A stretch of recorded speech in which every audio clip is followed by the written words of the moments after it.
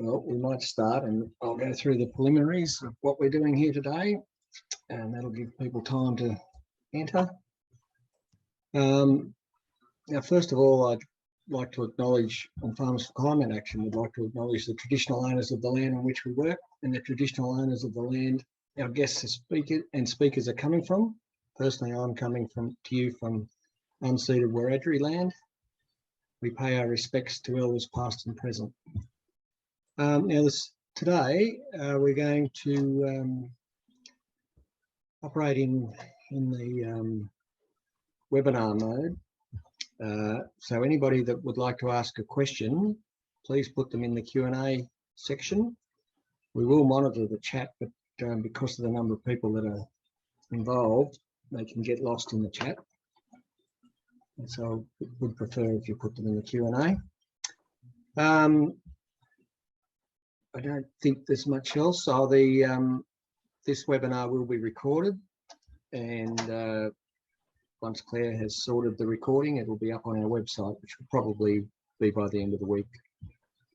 Anybody that wants to go over what was being done? So we'll get underway. Now, we have two fine speakers today, Dr. Kate Dooley and Dr. Natalie Doran-Browne.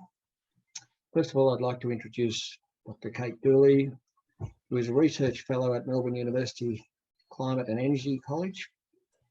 Kate has policy expertise on forest government, climate change and carbon accounting, and has almost 2 decades experience advising government and non-government organisations. She has been following the UN climate negotiations since 2009, focusing on the role of forests and land use in climate mitigation, and how human rights and the rights of Indigenous people are central to these efforts. So hopefully today, Kate is going to give us a little rundown on what's come out of COP, what her views of the process are, and how that relates to where we're headed. And then Dr. Natalie Doran-Browne will deal with some of the on-farm issues. So without further ado, I'll hand over to Kate. Thanks very much, Peter. That's great. So I'm just going to share my screen here to give you all, so that you can see the presentation. Hang on, we don't do that. And yes, as Peter said, I'm going to give an overview of some of the outcomes from the COP, specifically related to land, essentially. What was, hang on, I just got to change the share here. What was at the COP referred to as nature, in fact. So one of the things about this last COP in Glasgow was it was sort of dubbed the Nature COP because there was really a big focus on forests and land use. So, and I'll look into a few of the reasons for that and some of the outcomes. So first off, just thinking about international policy drivers and where this is coming from, we need to think of this. I forgot to add some of the text in here, but in terms of the UNFCCC, so that's the United Nations Framework Convention on Climate Change. That's actually the international legal framework that all of these negotiations that the whole Glasgow summit was happening under. And that was actually agreed in 1992 at the Rio Earth Summit. It's called one of the 3 Rio Conventions, along with the Convention for Biodiversity and the Convention on Desertification. So these are 3 legal conventions that are tackling different environmental problems. Well, probably were environmental problems in 1992, and now they're really planetary crises. So under the UNFCCC, we have the Conference of the Parties. That's the annual decision-making meeting of that treaty body. That's why it's called the COP. And in Glasgow, COP26 is because it's the 26th Conference of the Parties, 26 years of these meetings, actually 27 because we skipped last year. But a significant development along the way, there have been many significant developments over these last 2 decades, almost 3 decades. But in 2015 at COP21 in Paris, we got the Paris Agreement. So that was the first legally binding treaty. sorry, it wasn't the first legally binding treaty. It was the first global legally binding treaty. So prior to that, there was the Kyoto Protocol, which I'll talk about a little bit later. But the Paris Agreement was the first legally binding treaty that included all countries, developed and developing. So the wealthy countries, as well as all developing countries as well. And so this is really, well, there's been a lot more momentum on climate change really since we've had the Paris Agreement, and it's now the driving force for a lot of the policy we see happening. And a couple of key things about the Paris Agreement, it was, so the goal, the overall objective of the convention, by the way, the UNFCCC, is to prevent dangerous anthropogenic interference in the climate system. So it's kind of a vague objective in terms of what does dangerous mean, but that's the objective, and in a time frame to prevent, to allow natural ecosystems to adapt and to not disrupt food production. So they're really the goals of preventing further warming. The Paris Agreement was a bit more specific. So it included Article 2.A, which was to limit global warming to well below 2 degrees and pursuing efforts to limit it to 1.5 degrees. So this is, in particular, the 1.5 degree goal was very ambitious. For about 10 years, in fact, developing countries had been trying to get this 1.5 degree goal as an outcome of the convention. And so it was a big achievement in Paris to do that. This graph shows where we would be on, so where we are now is about here, and on a business as usual trajectory, we'd be heading up for probably about 4 to 5 degrees. This higher one is probably not business as usual. And to be limiting to 1.5 or 2 degrees, we really need to be bending the curve to stabilize temperatures. So what does stabilizing temperatures require? This is in Article 4.1 of the Paris Agreement. So this is sort of the Article 2 is the temperature goal. Article 4 is the objective of how to achieve it. And it says that we need to reach a global peaking of greenhouse gas emissions as soon as possible. It also says that developed countries, wealthy countries, should take the lead on peaking, so they should peak first. And that we need to achieve a balance between sources and sinks by 2050. So a balance between sources and sinks basically means net zero emissions. Not necessarily net zero on all greenhouse gas emissions, because some greenhouse gas emissions, such as methane, are very short-lived, but it does definitely mean net zero CO2 emissions to get any stabilization of temperature. There will have to be no further CO2 emissions added to the atmosphere in aggregate. So that's the idea of the net zero goal. And just sort of an addition on this, since the Paris Agreement, since 2015, we had the IPCC report, the International Panel on Climate Change, big scientific report a few months ago in August that made it clear that global peaking of emissions really needs to happen between now I've forgotten. Temperatures are going to peak between 2030 and 2050. We will see that 1.5 degree peak. And the question of whether we then stabilize temperatures there and even drop them, or whether temperatures keep going up, depends on the global peaking year, which I think was pretty much now. We really can't increase emissions any further. And there is some hope in scientific circles that 2019, because of the COVID blip, 2019, 2020, 2021, sorry, maybe is the emissions peak. So that's the sort of policy background. So in terms of Glasgow, this was COP26, where we're 6 years on from the Paris Agreement.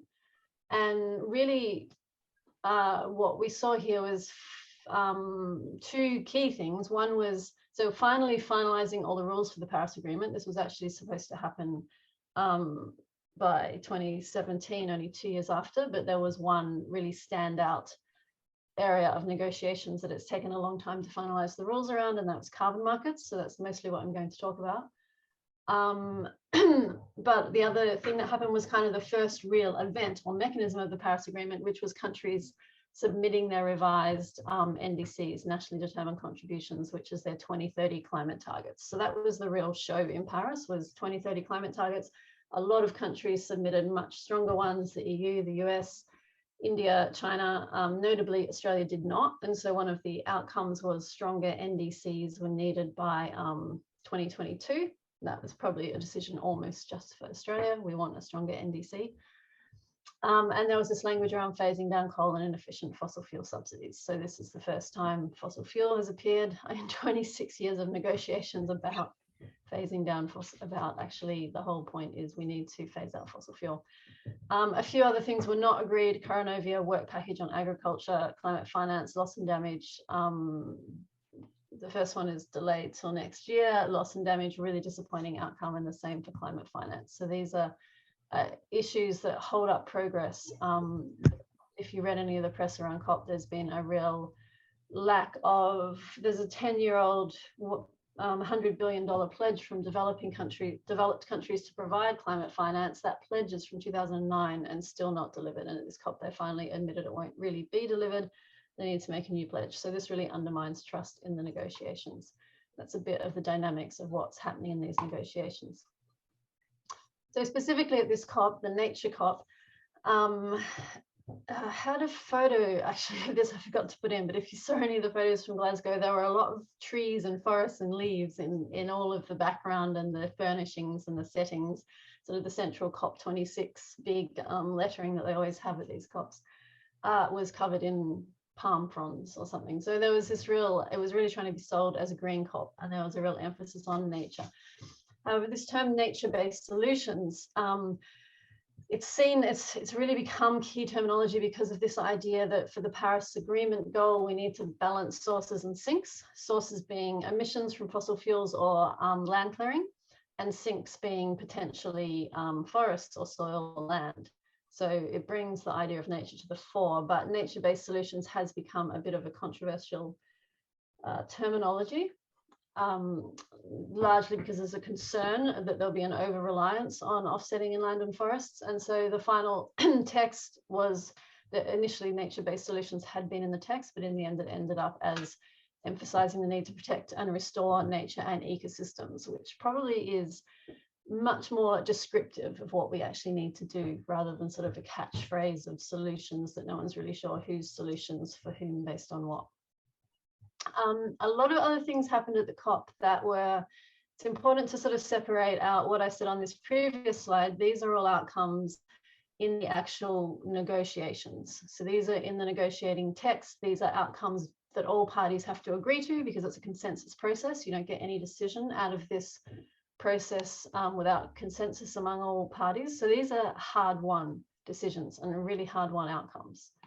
On the other hand, there were a lot of pledges coming out of Glasgow, and the pledges, they're sort of political pledges or declarations. They may be meaningful or they may not. They need to be assessed to decide that, but they're not a negotiated outcome. And that was often mixed up in the press or confused. And there were so many pledges coming out of the COP. These are just like probably half of the ones related to agriculture and forests. And then there are pledges around energy and all kinds of other things. So it was a little bit overwhelming in terms of all these political pledges and declarations coming out that may or may not be meaningful and good, but they're not negotiated outcomes. So they're not part of the international legal text, that decisions that come out of COP.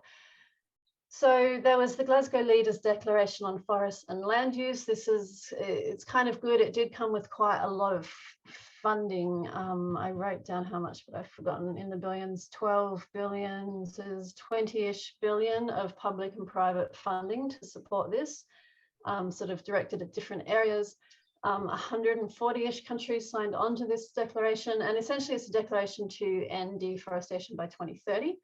But it's the sort of at least fourth declaration to do that. So in 2014, there was the New York Declaration to end deforestation by 2030. In 2017, at the Katowice COP in Poland, there was a declaration to end deforestation. So the repetition of this goal that is not being progressed makes me cynical, at least. The Forest, Agriculture and Commodity Trade, the FACT Dialogue. This is a UK government initiative. It's hosted by the UK and Indonesia. And this is actually a really promising development, building on agricultural commodities and trying to tackle deforestation in supply chains of agricultural commodities. A lot of countries are involved in that. I couldn't quickly track down information on whether Australia was involved or not. But that's the sort of initiative that can lead to more, you know, it's actually tackling deforestation at the root cause, which globally is agricultural commodities. Also some declarations around agriculture, methane and agriculture that Natalie will speak to more in her presentation. So I'm just going to spend a few minutes on this Article 6 outcome and then implications for Australia, although I have to say there are none immediately, just to let you know. And then I'll wrap up. So Article 6 is effective. Just a minute there, Kate. Kate. Okay, I think there was a question, but no, there's not. So Article 6, as it's known, is just because it's Article 6 of the Paris Agreement, it is broadly termed that it's what it describes as cooperative approaches. So essentially international cooperation between countries or between parties to the agreement. Effectively, it's known as carbon trading. Sort of the main aim of it was to establish carbon markets. And this has actually been under negotiation since 2011. It was first proposed in 2011. There were a lot of disagreements. It couldn't get any traction until it was included in the Paris Agreement, but in very vague language. So it's now taken another 6 years to actually get an agreement on what it means, what will happen under these cooperative approaches. And so it was pretty significant outcome in Glasgow that they did agree it, although still all the rules and methodologies, sort of the details, are still to be developed. So this is still an ongoing thing. So essentially there's 3 elements to Article 6, 6.2, 6.4, 6.8. And the first one is international transfer of mitigation outcomes. This is basically transfer between countries, and they can use these transfers to meet towards their NDC, but the other country where it was transferred from needs to cancel that mitigation outcome. They can't use it. And there's, because NDCs can actually be in different metrics, NDCs are those nationally determined contributions, remember, at this stage they're 2030 targets, but they'll continue on to be 2035 and 2040 targets. There is some discussion around what kind of metrics can be transferred.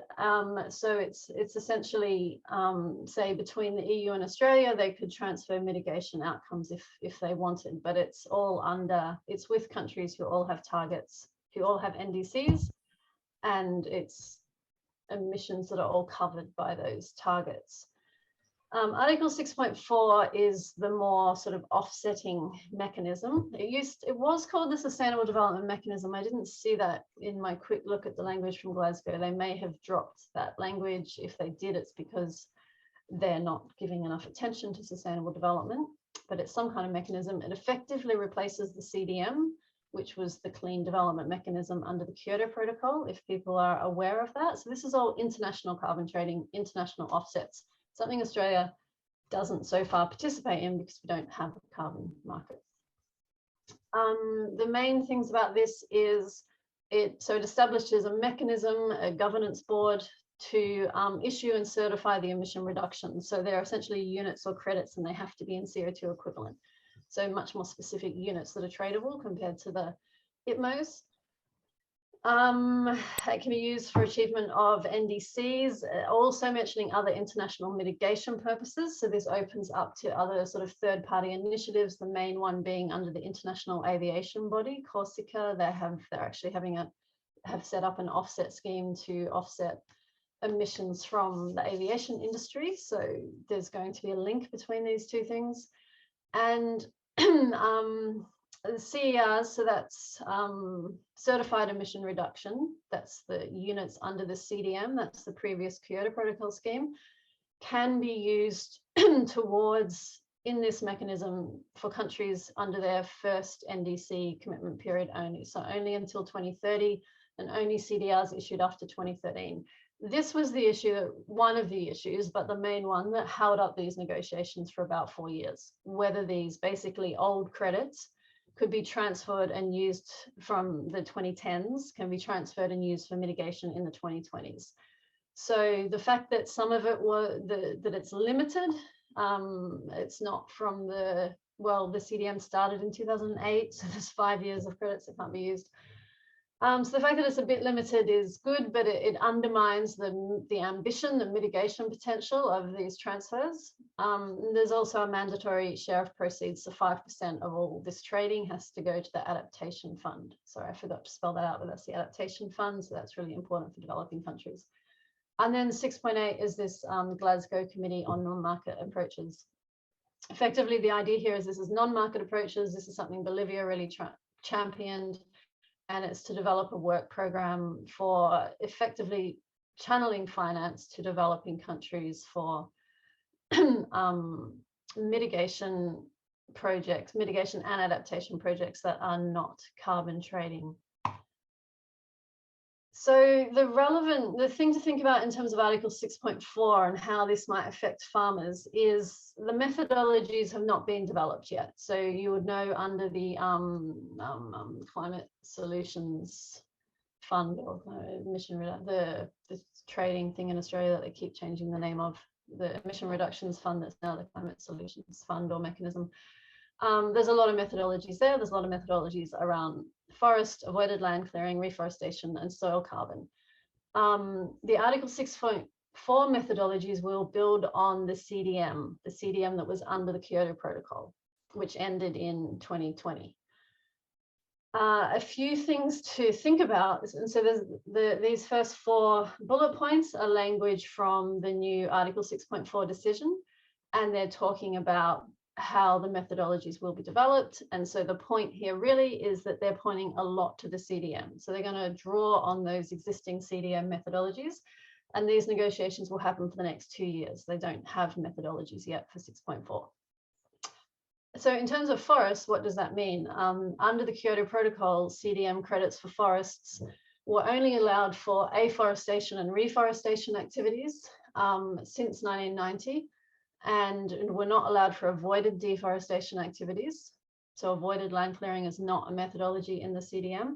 And then there were short-term and long-term credits. I forget, sorry, how long the long-term credits for, but what that meant is you had to renew the credits. So the credit only lasted for 5 years, and then that mitigation benefit was gone, so it had to be renewed. So this was a real, and all of this was to improve the what would be called environmental integrity. Like if you're going anyway, I'll get a bit more to this, but there is really strict rules around the inclusion of forests, because if you're offsetting fossil fuel emissions with forest credits, you need to be sure that those offsets are going to last, and there's a lot of uncertainty about that. And so the permanence rules in the CDM are 100 years as opposed to 25 years in the Australian mechanism.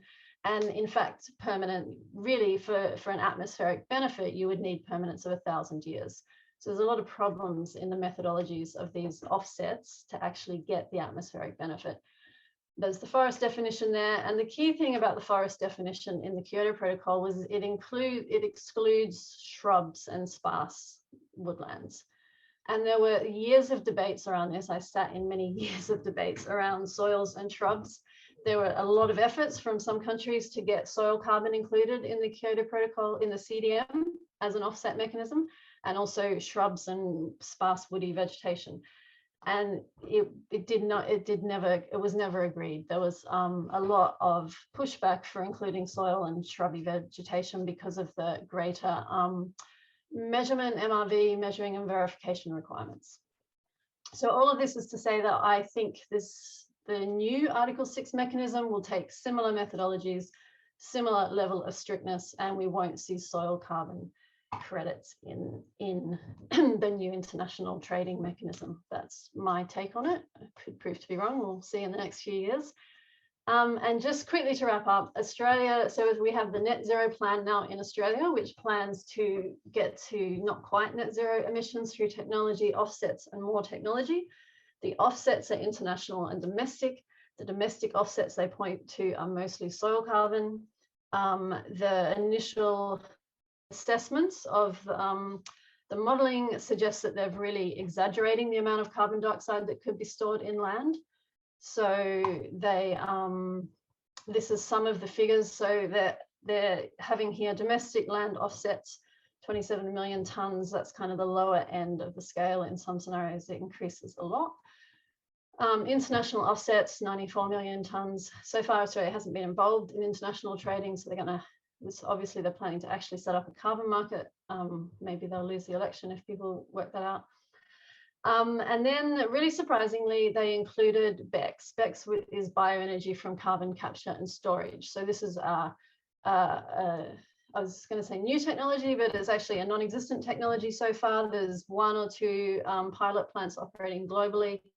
And they plan 38 million tonnes reduction from that. So there's been criticism that they're assuming double the soil carbon to what is in published literature, so 4.5 tonnes of carbon dioxide stored per hectare of soil, when the best optimal conditions in the literature suggest 1.8 tonnes per hectare, and for that you do need rainfall. Very dry areas won't achieve that 1.8 tonnes.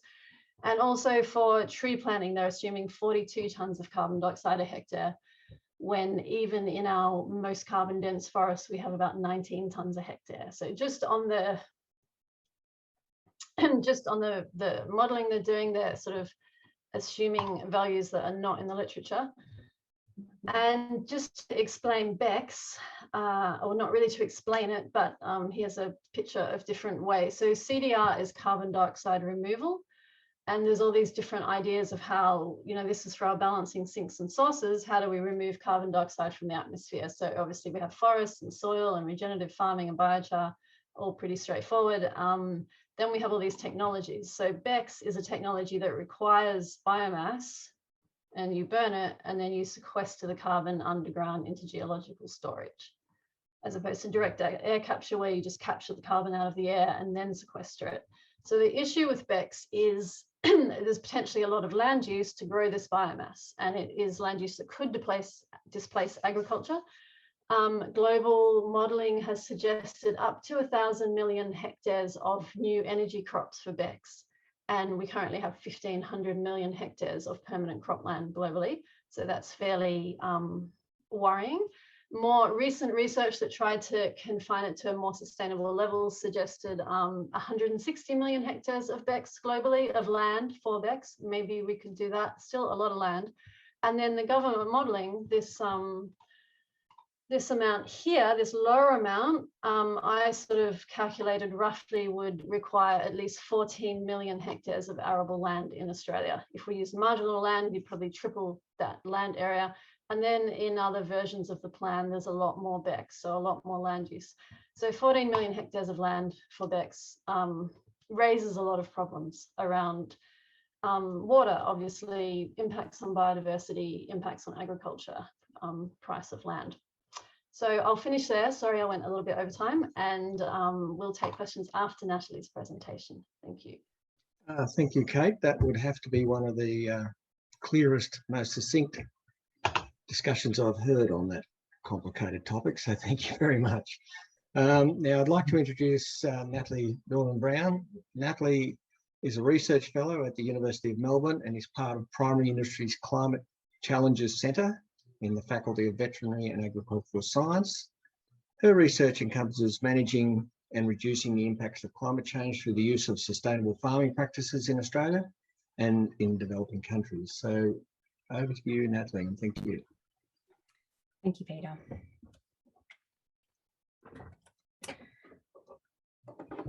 My screen there. So on the agricultural side, there's been a lot of discussion at the global level of whether or not agriculture should be included. And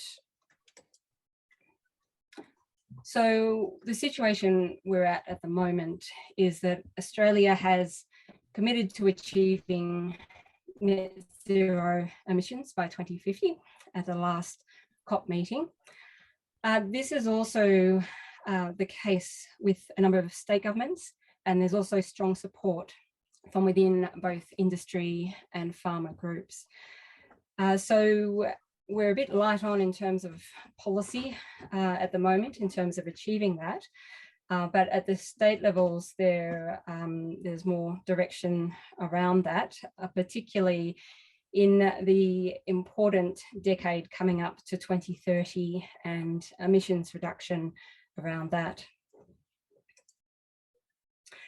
So one of the important things to consider with what's happening at the international policy levels is actually the supply chain and how they have responded to the Paris Agreement and also set their own targets for net zero production.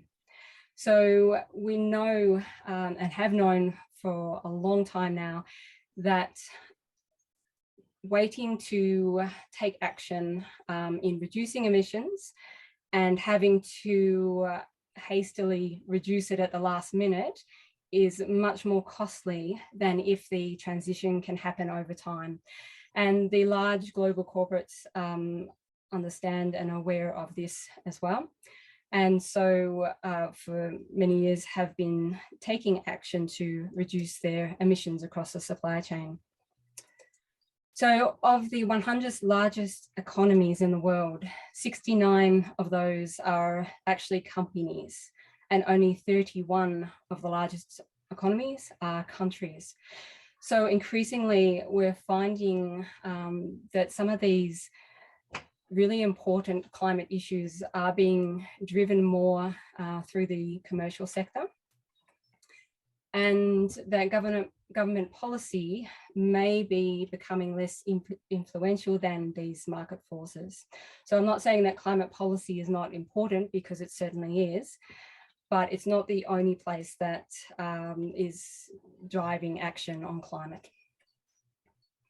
So we can see here some of the international policy drivers in terms of the targets that have been committed to within what we call the NDCs, the nationally determined contributions. And this is what different countries say that they will achieve by particular years. So Australia has said that by 2030, we will reduce our emissions by 26 to 28% below our 2005 levels.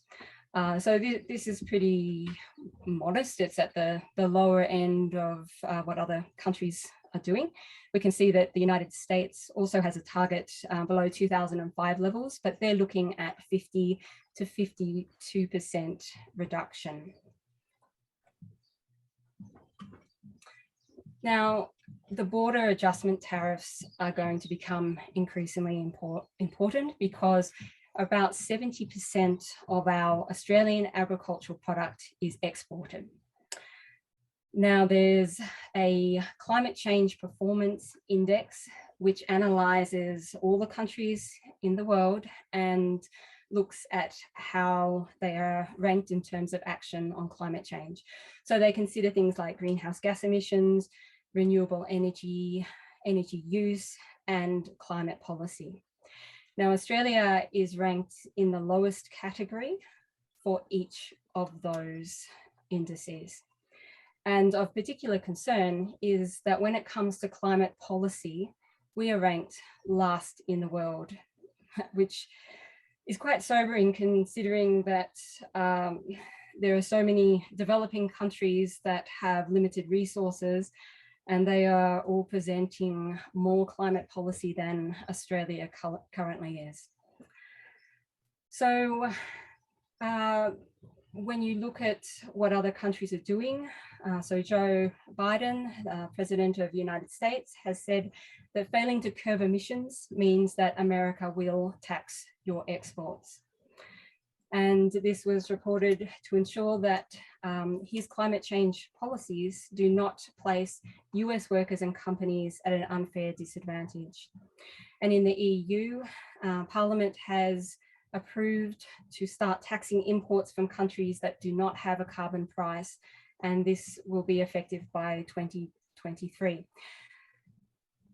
So it's very important that this is considered, and even though it may seem that by the agriculture sector not having to take action on its emissions, it may seem like a good thing, but it's actually not if it means that any change needs to rapidly occur rather than having a plan in place for this to happen. So our choice is, do we get a tax on our products that other countries will benefit from? Or do we take action within Australia where we have more control and where we can potentially keep the revenue within our agricultural sector? And there's always been this issue that if in Australia we did not take climate action, that the need to take action would be forced upon us externally. And we're starting to see the effects of this. So at an industry level, I'll use the red meat industry as an example, because this is often one of the industries considered to potentially be facing the most challenges just due to the amount of emissions produced across the red meat sector. However, the Red Meat Advisory Council, RMAC, in their 2030 strategy has decided that the Australian red meat industry can be carbon neutral by 2030. And it is putting a lot of investment into methods of making this occur. In Brazil, they have a carbon neutral initiative to make all beef that is produced and therefore exported from Brazil carbon neutral. New Zealand has a climate change response to be zero carbon production, and this is a target set for 2050 to be net zero. And finally, California has a 40% methane reduction strategy by 2030. This is for both agriculture and other industries as well. And more recently, of course, there's the Global Methane Pledge at COP26.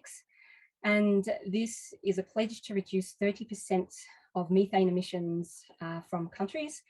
And this was signed up to by 105 countries. Unfortunately, Australia was not one of those, because we do have both existing and emerging technologies that can help us to reduce our methane, even from the agricultural industry as well. So some of the terminology here, you hear carbon neutral, net zero, and to a lesser extent, climate neutral systems. Usually they can be used interchangeably. The difference is carbon neutral, it's generally measured in carbon dioxide equivalents. The idea is to reduce emissions as much as possible and then use offsets for the remainder of the emissions. So on a farm system, that would be reducing emissions from energy, transport, animals, fertilizer use, soil impacts, and then whatever's left over, trying to sequester that in both trees and soils.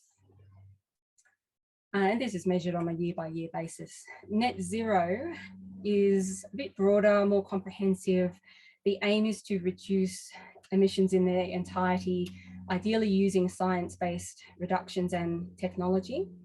It includes both direct and indirect emissions. And this is the focus at the policy level.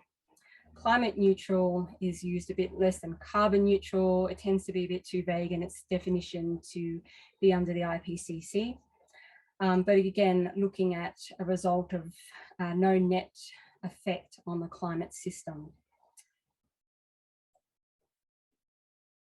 So in order to demonstrate carbon neutrality, by being carbon neutral, it means that you've estimated the emissions from your farm system. And if you're a carbon neutral system, you can often get access to premium markets such as carbon neutral wool production. There are a number of systems in place that do provide a premium price for this. And also it sets up the farm system for future compliance to meet with supply chain targets and to help meet some of the trade barriers that I mentioned before. Trading carbon credits can offer diversified income. So there's a regulated market that sells what we call ACCUs, that's an Australian Carbon Credit Unit. And this is what's used by the Emissions Reduction Fund in order to claim carbon offset income. And then there's also voluntary markets, especially selling to private entities outside of Australia.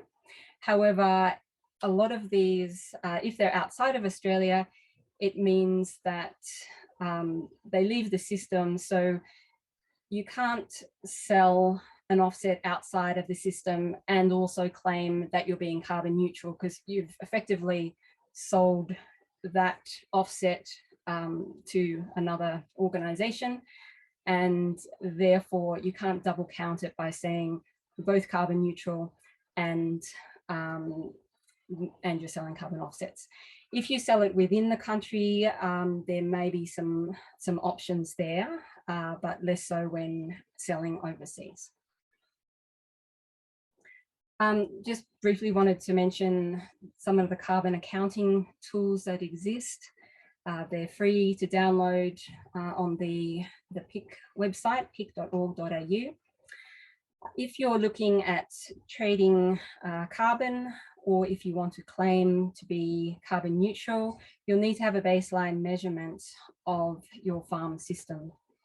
I do want to stress though, taking action around emissions on your farm, it's not required that you have the baseline measurement set up to begin with. Only really if you are going to trade the carbon, or if you're looking to make carbon neutral claims. So it's great to be able to take action without having all of these set up, particularly if you're perhaps a bit uncertain in terms of the technical side of estimating emissions. And the other point I want to make is what we measure when it comes to carbon on farms is what we call the fluxes. So that's a change in emissions. So for example, if you have remnant vegetation on your land, and that may be sequestering a certain amount of carbon each year, but because it's not new to the farm system, so it may have, if it's remnant, it's always been there, it's not going to be contributing to your carbon sequestration unless you have a methodology under something like avoided deforestation. But in terms of farm emissions, if you're wanting to offset, generally you'll be planting trees and sequestering more carbon in the soils. There are some differences between carbon sequestration and avoiding your methane and nitrous oxide emissions on the farms. So when you plant trees, they have a 20-year period when they're sequestering the most carbon. And after this time, the sequestration rates will decline. So you need to think down the track of 20, 30 years whether more trees will need to be planted to maintain your carbon accounting status. However, when you avoid emissions from livestock, that is different because you can basically claim those emissions each year that you have avoided through taking some sort of mitigation action. So future pricing around soil carbon is also less secure than emissions avoidance, because under pasture-based systems, if they've been established for a long time, then these systems may be close to their maximum holding capacity there. And you don't have the same concerns around that when you are avoiding emissions from the farm system. You can also get some value added items around biodiversity, also Indigenous land. So there are some systems set up in Australia around that. And so when taking action on your farm, one of the other things that I recommend is looking at what we call the co-benefits of mitigation and adaptation options. So that's what other benefits are there other than either reducing emissions or offsetting emissions on your farm. So there's often economic benefits of optimizing your nitrogen fertilizer use, and also what is the mitigation potential, what are the barriers to implementation, and how easy is the particular option to implement on your farm. And I'm just going to go into co-benefits a little bit because I think it does have a lot of potential for action. So here's a summary of the various options for mitigation on farms. I won't be going into these in great detail today, but basically there are a number of options that you can see in the bottom right section, and these are ones that can be implemented straight away. So a lot of them are efficiency measures, your best management practices on farms. So anything that improves the efficiency of the farm is a good thing. And then there are other options that are in the process of being developed, but they might not yet be commercially available. So what I recommend is looking at the mitigation potential of some of these and what benefits they might have in the farm system. And this tends to produce those options that are the most promising on the farms.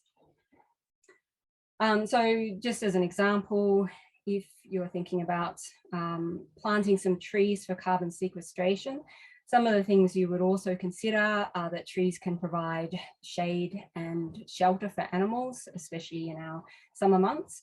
They can be a windbreak. The roots can increase the carbon stocks in the soils and also prevent erosion. And they can be used as a crop or to harvest, depending on where you're located. Some areas are looking actually at fruit crops, but that tends to be more tropical areas. But there are situations where you can harvest the wood, and as long as it's kept in a fairly permanent state, so used in furniture or that type of thing, then a lot of the carbon is maintained in the product, and a certain percentage of that is then maintained. So as mentioned, there's a whole range of relevant co-benefits to mitigation options.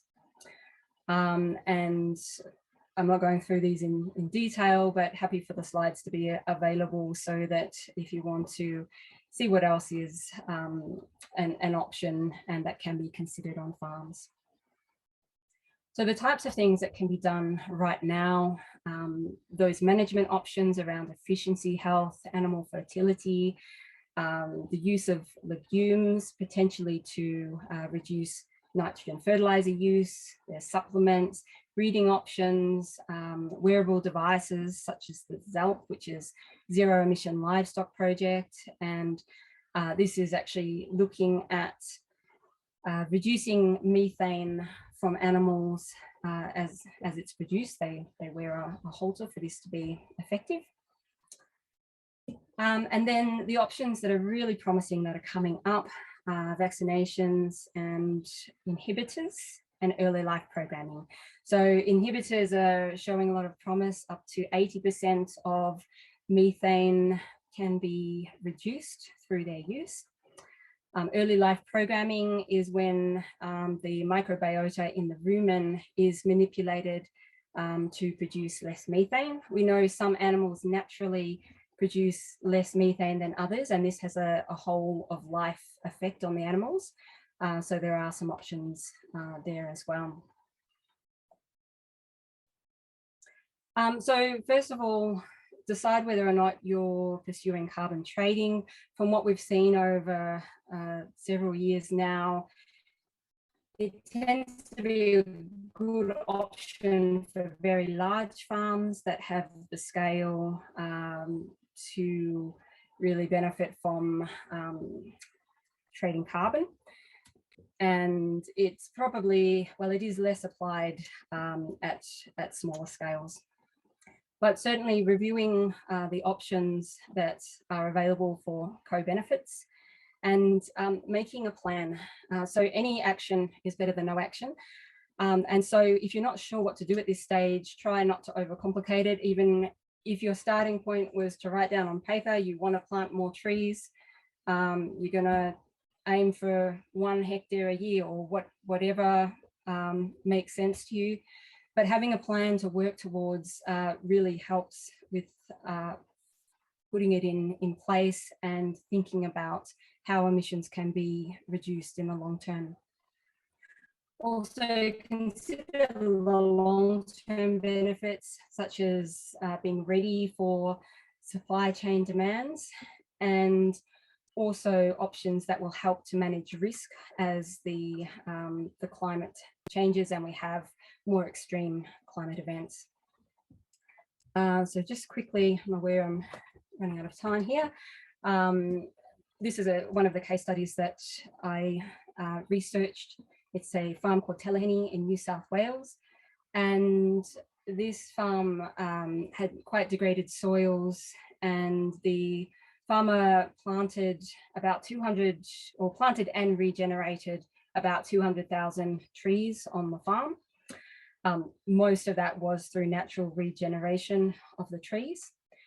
The end result was that the farm ended up sequestering 11 times more carbon through the trees and soils, but particularly the trees, than it emitted through livestock, energy and fuel.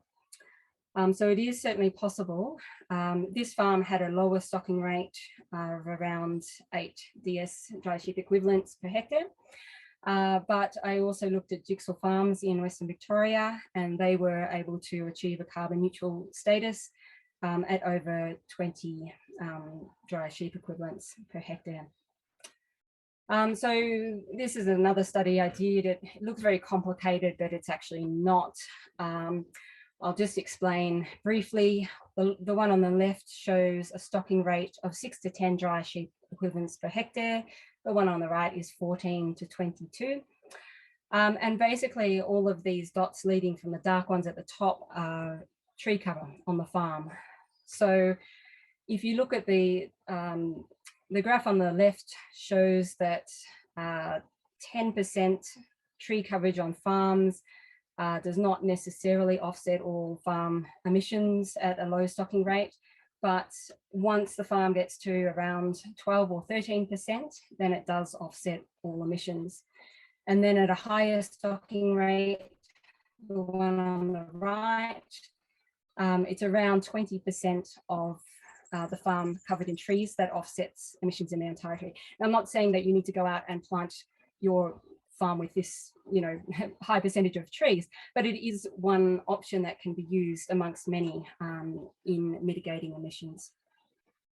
So in summary, we know that international policy drivers are going to affect how our agricultural production is done in terms of emissions produced. I would highly recommend not waiting to take action, that something is better than nothing. But really, the reason behind that is to try and reduce the cost and the disturbance to your farm management practices by spreading action over a number of years to try and become a net zero farm rather than having to take action at the last minute.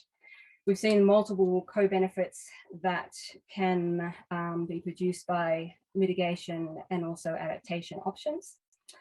And finally, reducing emissions helps to set the farm up so that it will be at the same global trading standard that is used by other countries throughout the world.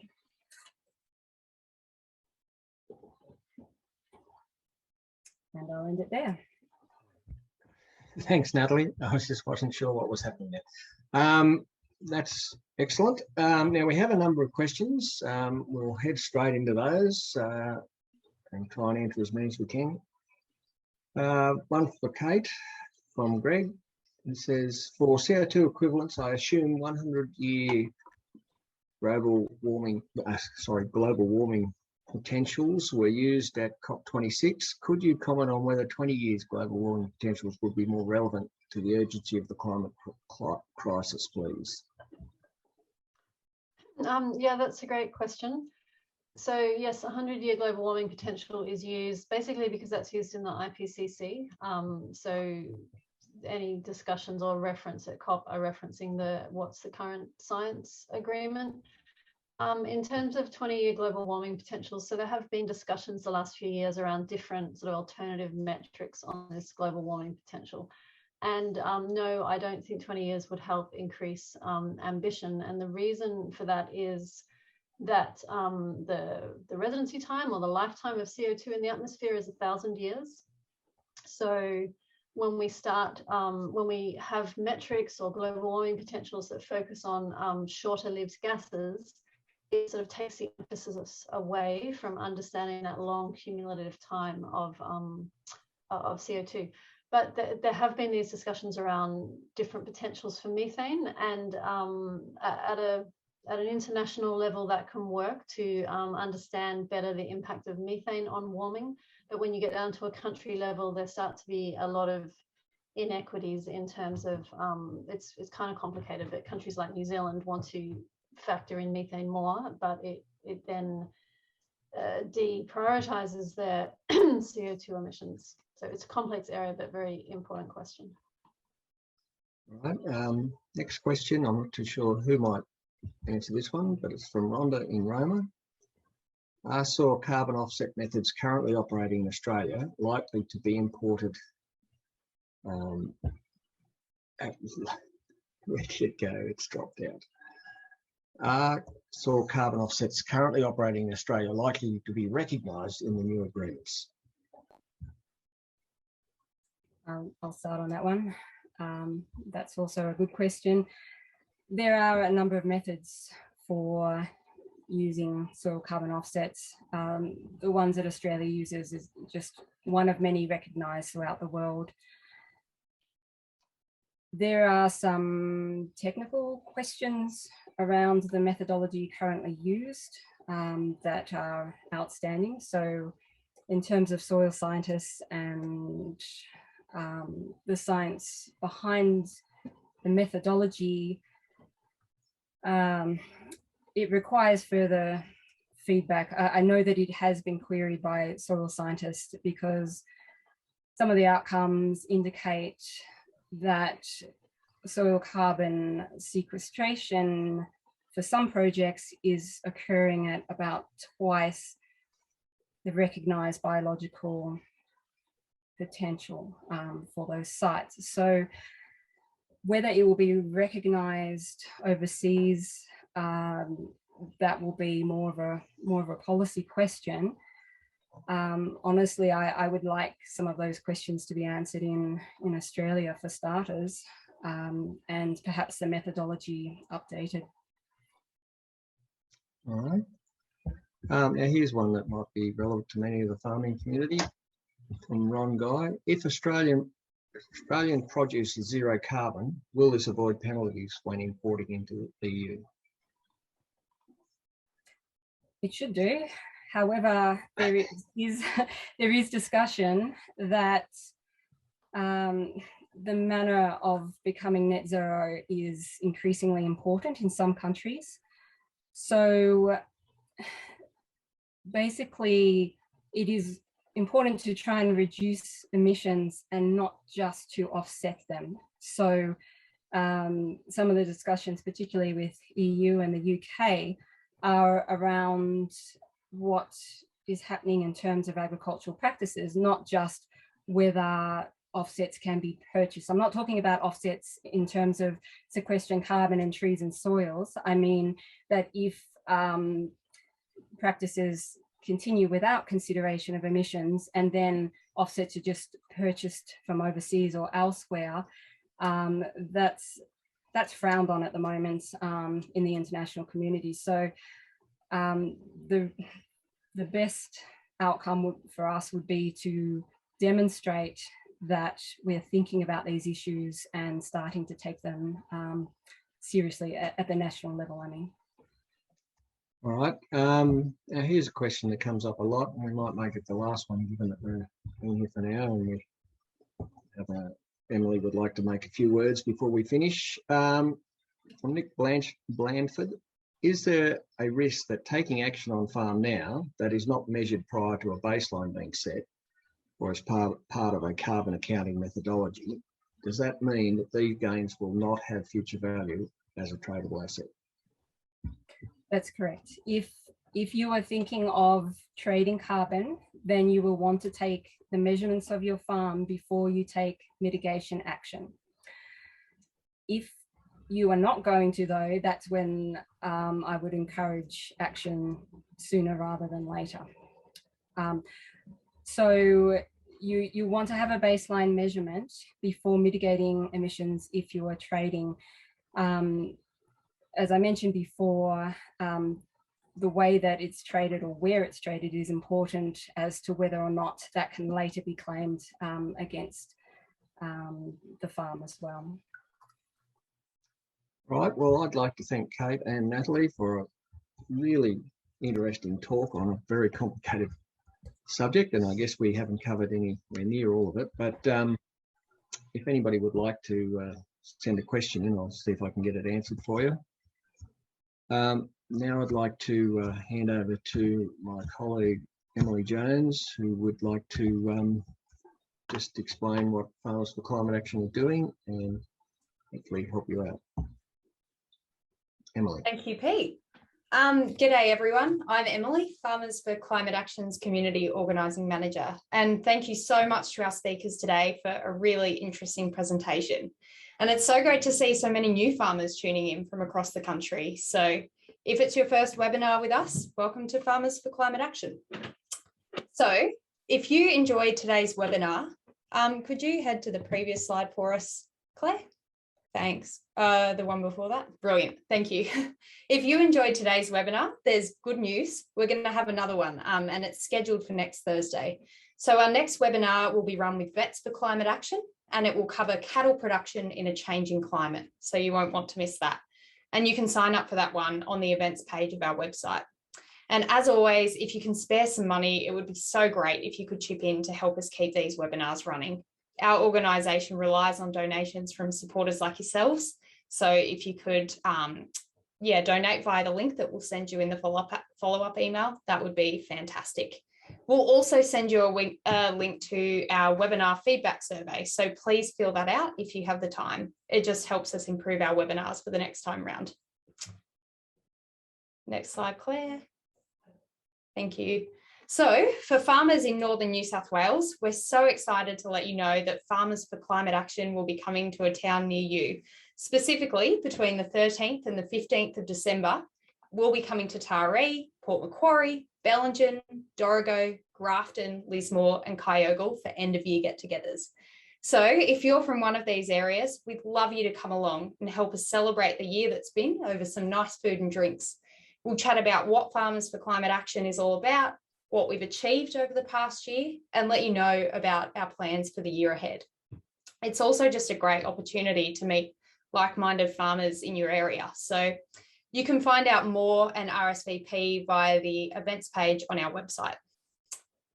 And next, final slide, Claire, thank you.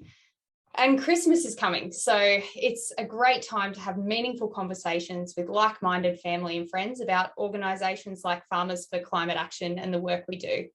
So please encourage your friends and family to sign up on our website if you can. We have so many exciting opportunities coming up in the new year that will interest farmers from all over the country.